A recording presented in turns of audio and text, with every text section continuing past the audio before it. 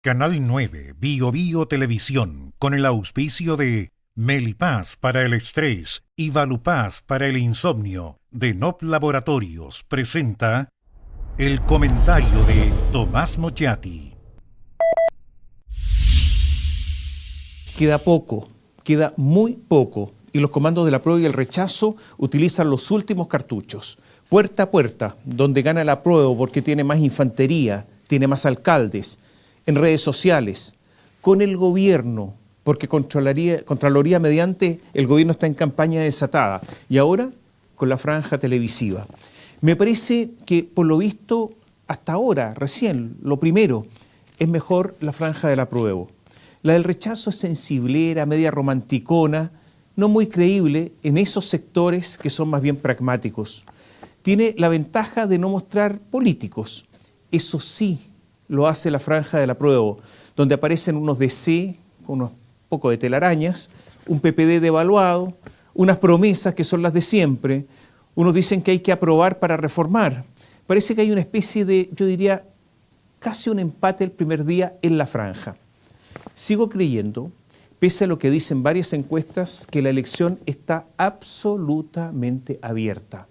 Pero al apruebo le queda poco tiempo y sigue cometiendo muchísimos errores. Lo de Giorgio Jackson esta semana resultó bien triste.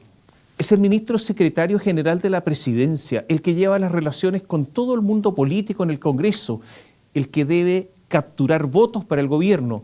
Y como un dirigente estudiantil de poco vuelo, comenzó a conversar con jóvenes en la plataforma Twitch. Había muchos jóvenes escuchando al ministro y él, claro, él se sintió cómodo, se sintió en su ambiente, el de los jóvenes estudiantes, se sintió con su gente, no con esos viejos de la vieja política con los que está obligado a hablar permanentemente, a convencerlos ahí en el Senado. Y claro, cómodo se fue de lengua, dijo lo que realmente piensa, se confesó como si estuviera extendido en el diván frente a su psicoanalista. Se dio esa licencia porque cree que Maquiavelo es tan antiguo como Insulza, algo imperdonable para alguien que ha hecho de su carrera en base al aura de la planificación, el cálculo, el movimiento ajedrecístico, para dar jaque mate o lograr obtener una posición dominante. La franqueza es una de las pocas virtudes que en política no paga. Y el mito de Jackson se comenzó a esfumar. ¿Qué dijo? ¿Qué dijo Jackson? Nuestra escala de valores y principios no solo dista del gobierno anterior, sino que frente a una generación que nos antecedió, que podía estar identificada con la izquierda o centroizquierda. Nosotros somos más francos, menos eufemistas, tenemos infinitamente menos conflictos de interés entre la política y el dinero. O sea, liquidó a una generación entera, a todos en el mismo saco. Ahora, ¿es verdad lo que dijo? No lo sé. ¿Y por qué no lo sé? Porque para responder eso, que nosotros somos mejores que ellos. Ahora, en cuanto a los conflictos de interés, tiene razón. Pero en cuanto a que nosotros somos mejores que ellos, habría que ver si son realmente distintos o simplemente que la actual generación que está gobernando les ha faltado tiempo para caer en las mismas prácticas. Recién llevan 5 meses ejerciendo el poder en serio. Es un juicio, a lo menos el de Jackson, demasiado veloz. Lo que sí se puede criticar a Jackson es que cuando quiso lograr ventajas personales no tuvo empacho en negociar con los que ahora tanto critica. Porque para lograr ser elegido por Santiago como diputado, negoció un cupo reservado. Y negoció un cupo reservado, o sea, sin competencia en Santiago Centro. Con el sistema binominal, Jackson estaba elegido antes de la elección. O sea, negoció con los que ahora critica. Y después su fuerza política se integró al primer gobierno de Michelle Bachelet. Mientras negociaba para él, se guardó bien, pero muy bien, las críticas. Otros le recordaron a Jackson que él hablaba y hablaba de que era diferente a los políticos de la vieja guardia porque donaba la mitad de su sueldo. Y esto lo decía Vox Populi, yo dono la mitad de mi sueldo, con una especie de carácter samaritano propio de quien cree en serio en la solidaridad, en el desprendimiento para mejorar a otros. Después se descubrió que la plata la donaba a su partido para hacer campaña, o sea, para beneficiarse ellos mismos. Lo que siempre han hecho por lo demás todos los políticos, aportar para las campañas. Insulza, José Miguel, dijo, uno está aburrido que lo traten mal. Y esto refleja un estado de ánimo. Otros invalidaron al ministro como interlocutor. Hay otros dos ligeros inconvenientes en todo esto. Lo que cree Jackson, lo creen todos los frente amplistas, incluido el presidente Boric. Otra cosa es que callen, otra cosa es que queden mudos. Pero estarán mudos hasta que llegue el momento. Y lo segundo es que las declaraciones de Jackson son las de Boric 1, las de Boric de primera vuelta. Esa vuelta en la que sacó solamente el 26% de los votos. Es un retroceso. Pero hay algo más. Si de verdad el gobierno quiere ser transparente, podría, ya que Jackson está preocupado de lo que pasó con la política, podría este gobierno haber ordenado, ahora que está en el poder, investigar las platas negras de la política, porque ya no hay excusas. ¿Por qué el gobierno no lo hace si Jackson está tan preocupado?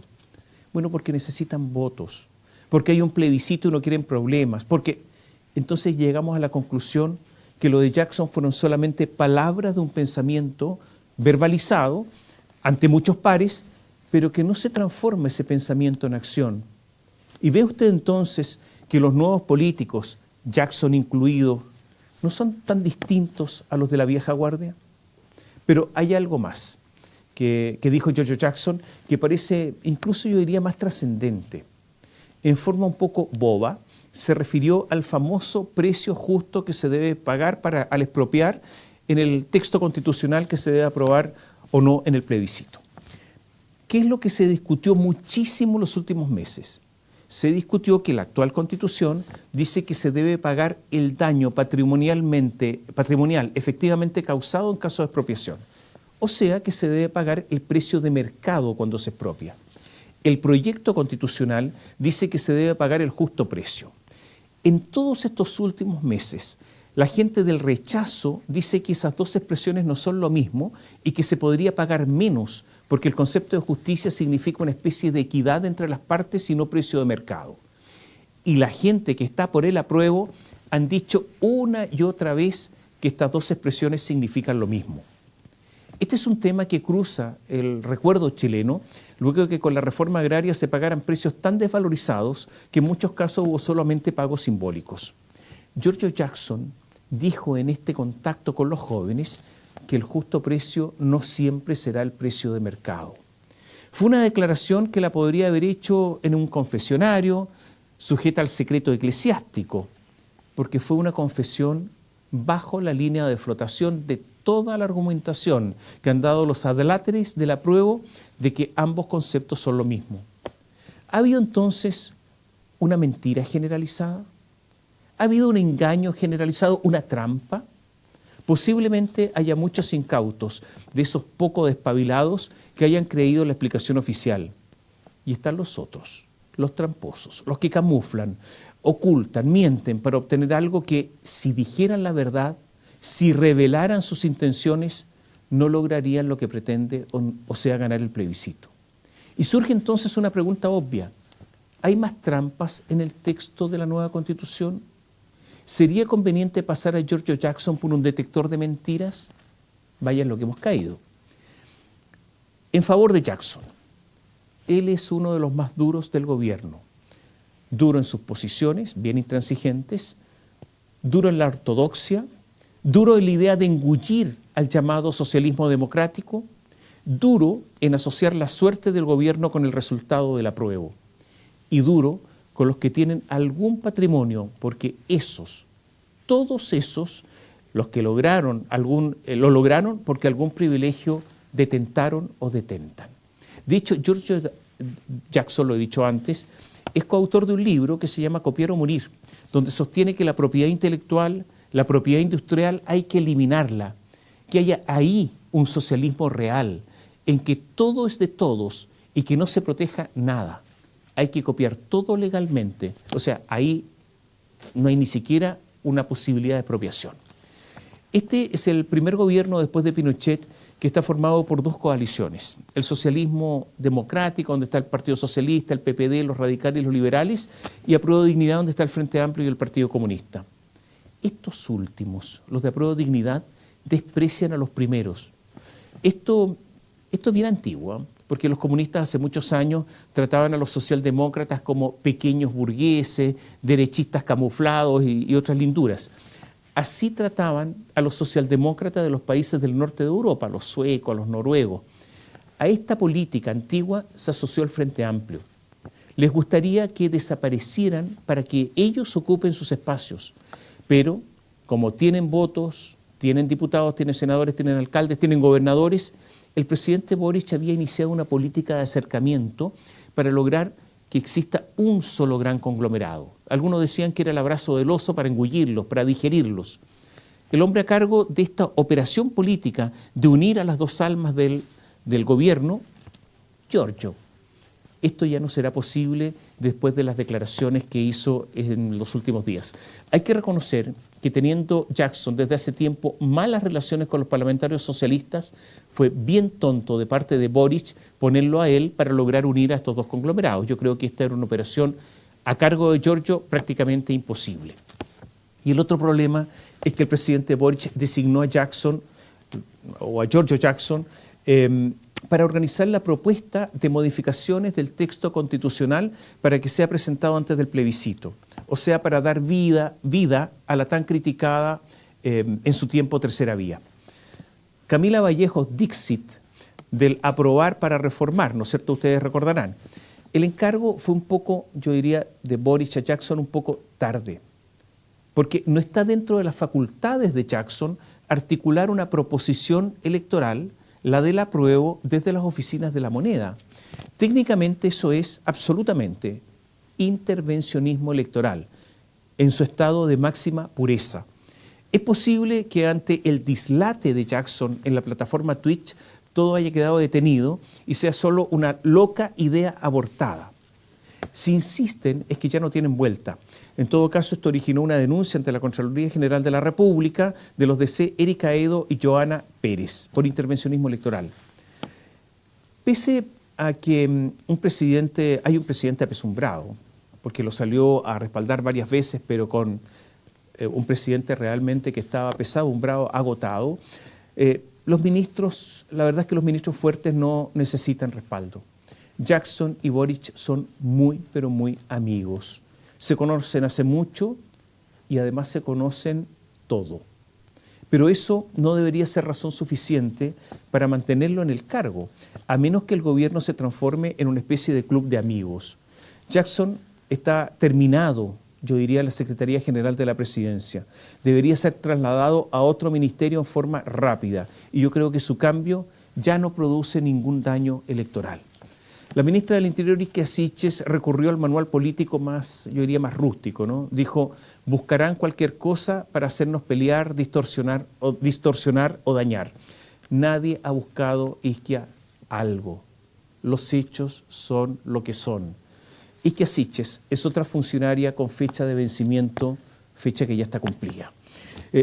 Las disculpas de Jackson no las cree nadie, además. Son para salir del paso y poco más que eso. Hay una frontera, un límite entre la reiteración y la redundancia. Eso de cuánto se puede repetir un gesto, cuánto se puede repetir un acto, cuánto se puede repetir una palabra hasta que se pase a lo redundante y ya sea algo previsible, algo cansador, un sinsentido. El diario La Tercera hizo un recuento y cifró en 16 veces las oportunidades en que el gobierno ha pedido excusas, ha pedido perdón por evidentes errores. Es demasiado. El recurso está agotado, ya no funciona. Tampoco eso de que nos sirve para aprender, porque esto no es un curso de colegio, esto es un gobierno. El gobierno nuevamente esta semana estuvo disculpándose. El destino del país, que es lo que lo creería, se está jugando en la franja, en los errores no forzados, en que se escondan algunos personajes.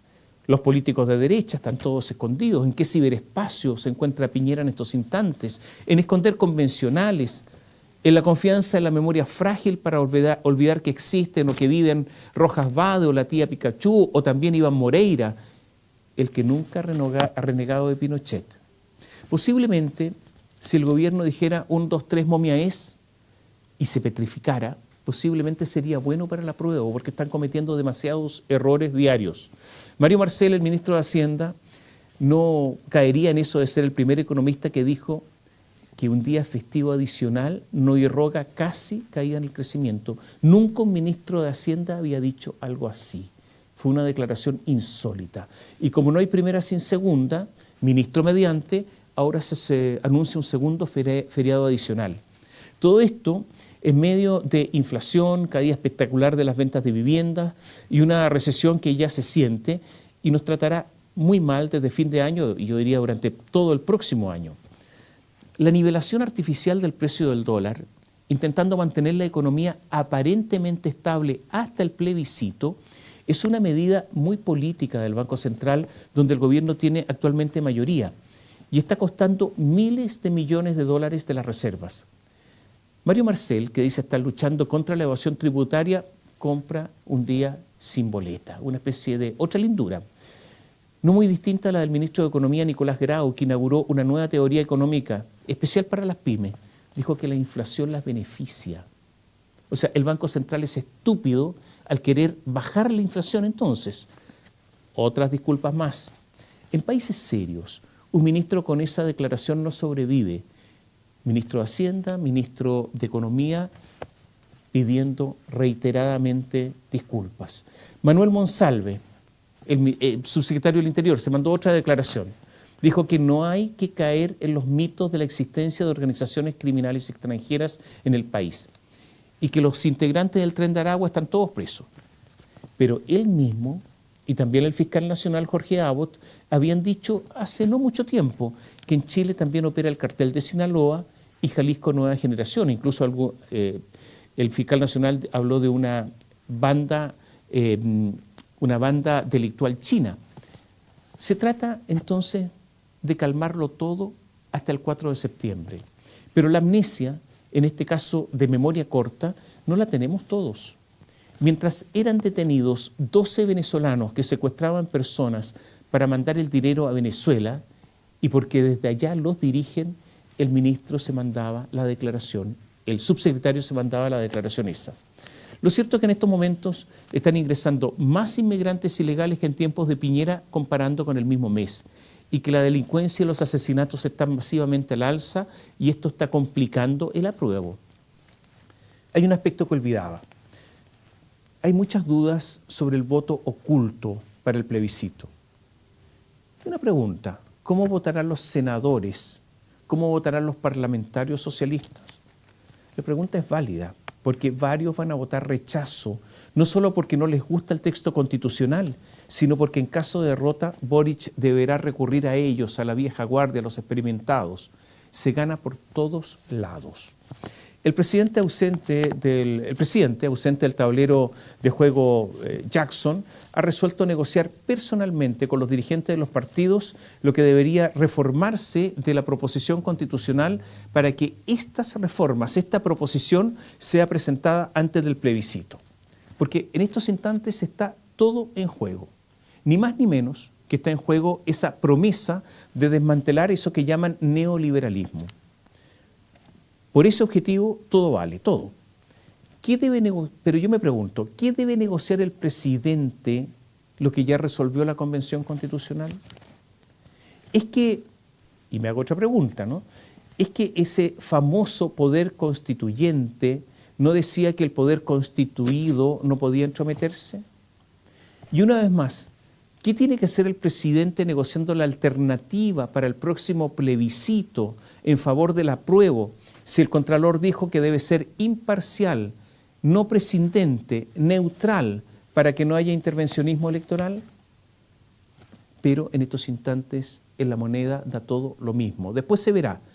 Lo importante es que en estos instantes haya una victoria, ganar a como dé lugar, con todas las armas a disposición. El problema es que se llegue al acuerdo que se llegue en el oficialismo, se proponga lo que se proponga Esto adolece de varios problemas. Primero, el cerrojo férreo del Partido Comunista y de amplios sectores del Frente Amplio que proponen modificaciones más bien chicas, acotadas, minúsculas. Lo segundo es que el quórum del texto constitucional que se propone es altísimo para modificar el texto. Es más alto que el que quedará en la actual Constitución y da lo mismo el quórum, además, porque hay amplísimas materias en que se requiere el consentimiento indígena. Me explico. Podrán votar todos, digo todos, el 100% de los parlamentarios para modificar una disposición, pero en muchos aspectos y muy fundamentales, los indígenas tendrán el candado, tendrán que dar el consentimiento, porque la plurinacionalidad cruza todo el texto.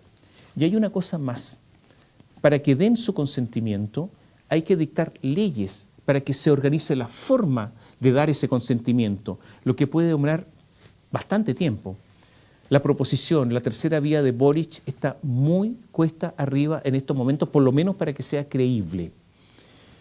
Tan cuesta arriba que mirando todo con algo de distancia, es posible que Jackson nunca haya estado en condiciones de lograr el acuerdo que negocia ahora Boric en persona. Y que entonces la gaffe que cometió fue un favor para Boric, porque lo sacó para el lado y no siguió el presidente perdiendo tiempo. Son simplemente las velidades de la política. Canal 9, Bio Bio Televisión, con el auspicio de Melipaz para el estrés y Valupaz para el insomnio de NOP Laboratorios, presentó el comentario de Tomás Mochati.